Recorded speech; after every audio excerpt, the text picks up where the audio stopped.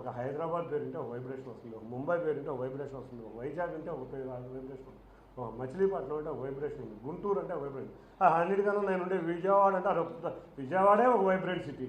ఇటువంటి చక్కటి పేర్లు ఉన్న నగరాల్లో ఉంటే అమరావతికి ఒక అపహాస్యం చేసే పేరుని ఇచ్చావు అంటే నీ చరిత్ర ఎంత హీనంగా ఉందో ఇవాళ ఆంధ్రప్రదేశ్ ప్రజలకు అర్థమవుతుంది. మేమందరం కూడా పేరుతో సహా నగరాన్ని గొప్ప నగరంగా భావించాలని తెలిసాం.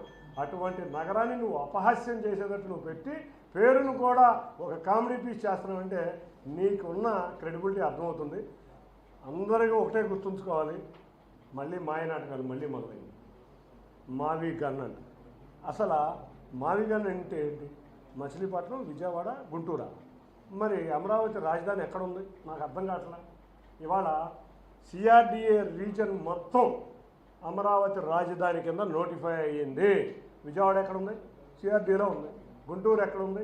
సిఆర్డిఏలో ఉంది. బందర్ బోర్డర్ వరకు కూడా సిఆర్డిఏ రీజనే ఉంది. నందిగామ విజయవాడలో ఉంది, సిఆర్డిఏలో ఉంది. అంటే అమరావతిలో ఉన్నట్టే.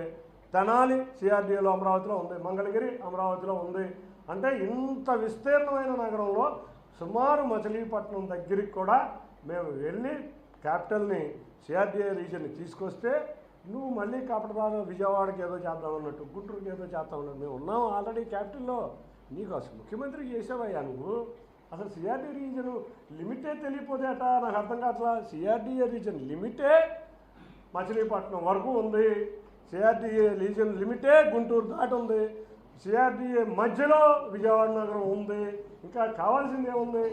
విజయవాడ నగరం ఒక విశిష్టత ఏంటంటే నీ పార్టీని ఏ రోజు కూడా విజయవాడ నగరానికి మా వాళ్ళకి అందరికీ అర్థమయ్యే ఉంది కాబట్టి మా ప్రజలందరూ కూడా ఏ రోజు నీకు ఇక్కడ ఒక లోక్సభ సభ్యత్వం కూడా ఇచ్చే పరిస్థితిలో ఈ నగరం లేదు. నువ్వు దొంగ నాటకాలు ఆపమని కోరుకుంటూ ఇవాళ చిలక పలుకులు పలుకుతున్నారు కొంతమంది జగన్ శిష్యులు. చిలక పలుకులు వెనక వాళ్ళ బాధ మా అందరికీ తెలుసు. పార్లమెంటు వేదికగా ఏం జరిగిందో మాకు తెలుసు. వాళ్ళ పార్లమెంటు సభ్యులు మా దగ్గరికి వచ్చి చాలా బాధను వ్యక్తం చేశారు. వాళ్ళ అమరావతి వల్ల ఇబ్బంది పడుతున్నాం, మావిగన్నని మా వాడు మళ్ళీ ఒక కామెడీ పీస్ చేశారని చెప్పి ఇబ్బంది పడుతున్నారు. చిలక పలుకులు పలికిద్దామని చూసుకుంటున్నాం. ఈ చిలక పలుకులు వాళ్ళ పెదవాళ్ళ నుంచే వస్తున్నాయి కానీ వాళ్ళ గుండెల నుంచి రావట్లేదు. పాపం వాళ్ళ బాధలను చూస్తే నాకు కూడా బాధగా ఉంది. ఇప్పుడైనా ఖైదీలుగా విముక్తై ఈ ప్రాంత అభివృద్ధికి మీరు మాతో రండి అంటే మాతో సహకరించండి. మీరు అప్పటికన్నా చరిత్రలో ఏదో చిన్న ప్లేస్ అన్నా ఉంటుంది. ఇవాళ ఒకటే చెప్తున్నా, అమరావతిలో నేను ఒక బ్రహ్మాండమైన ప్యాలెస్ కట్టాను. అమరావతి రాజధానిగా ఉండబోతుంది.